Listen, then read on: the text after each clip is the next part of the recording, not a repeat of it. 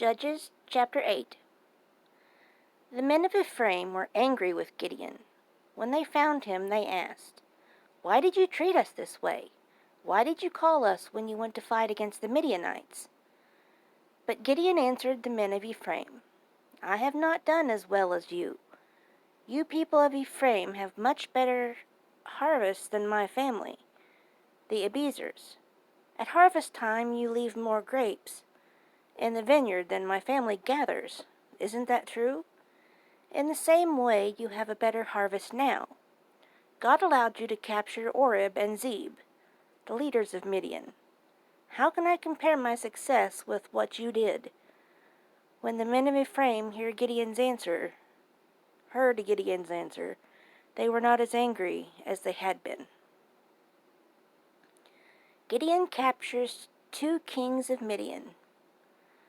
Then Gideon and his 300 men came to the Jordan River and went across to the other side, but they were tired and hungry. Gideon said to the men of the city of Succoth, "Give my soldiers something to eat. They are very tired. We are still chasing Zebah and Zalmunna, kings of Midian." But the leaders of the city of Succoth said to Gideon, "Why should we give your soldiers something to eat?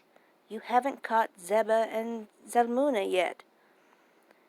Then Gideon said, "The Lord will help me capture Zebah and Zalmunna, and since you will not give us any food, I will come back and beat you with thorns and briars from the desert." Gideon left the city of Succoth and went to the city of Penuel. He asked the men of Penuel for food, just as he had asked the men of Succoth. But the men of Penuel gave Gideon the same answer that the men of Succoth had given. So Gideon said to the men of Penuel, "After I win the victory, I will come back here and pull this tower down." Zebah and Zalmunna and their army were in the city of Karkor. Their army had 15,000 soldiers in it. These soldiers were all who were left of the army of the people of the east. 120,000 strong soldiers of that army had already been killed. Gideon and his men used tent dwellers' road, which is east of the cities of Nobah and Jogbehah, and attacked the enemy at Karkor. The enemy army did not expect the attack. Zebah and Zalmunna, kings of the Midianites, ran away, but Gideon chased and caught them. Gideon and his men defeated the enemy army. Then Gideon, son of Joash, returned from the battle. He and his men returned by going through the mountain pass called the Path of Heres. Gideon captured a young man from the city of Succoth. He asked the man some questions. The young man wrote down some names for Gideon. The young man wrote down the names of the leaders and elders of the city of Succoth. He gave Gideon the name of 77 men.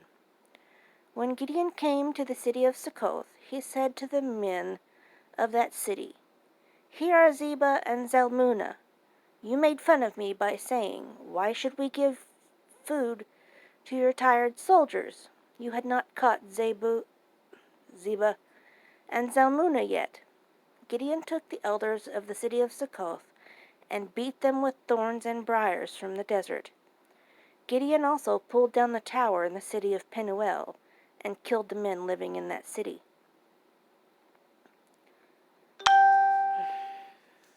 Then Gideon said to Zebah and Zalmunna, "You killed some men on Mount Tabor. What were the men like?" Zebah and Zalmunna answered, "They were like you. Each one of them seemed like a prince." Gideon said, "Those men were my brothers, my mother's sons. As the Lord lives, if you have not killed them, I would not kill you now." Then Gideon turned to Jether, the oldest son, and said, "Kill these kings." But Jether was only a boy and was afraid, so he would not take out his sword. Then Zebah and Zalmunna said to Gideon, "Come on, kill us yourself. You are a man and strong enough to do the job.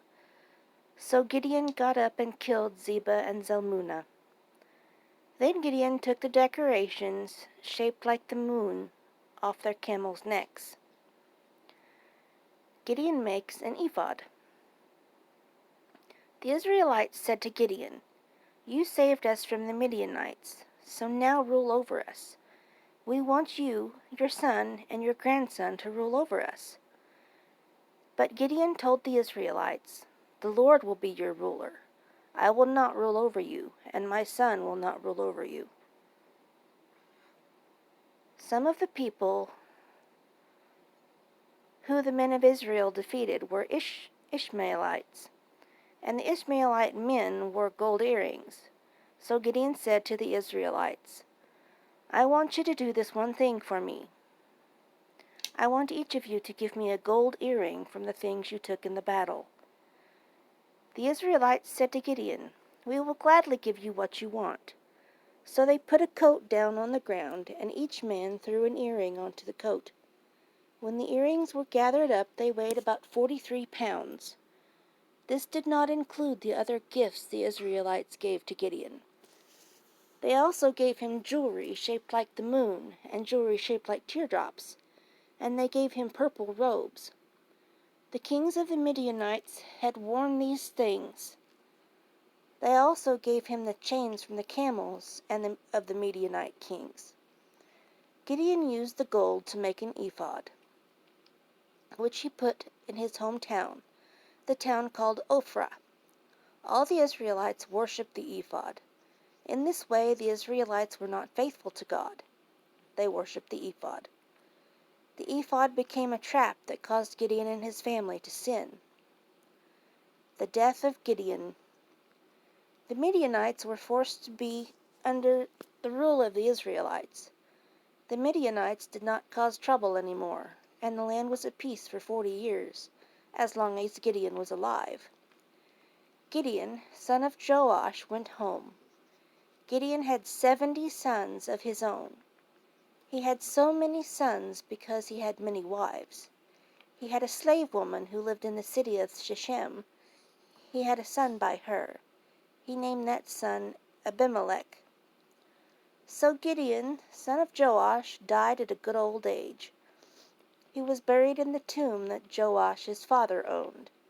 That tomb is in the city of Ophrah, where the family of Abiezer lives. As soon as Gideon died, the Israelites again were not faithful to God. They followed Baal. They made Baal Berith their god. The Israelites did not remember the Lord their God, who had saved them from all their enemies living around them. The Israelites were not loyal to the family of Jerubbaal or Gideon, even though he had done many good things for them.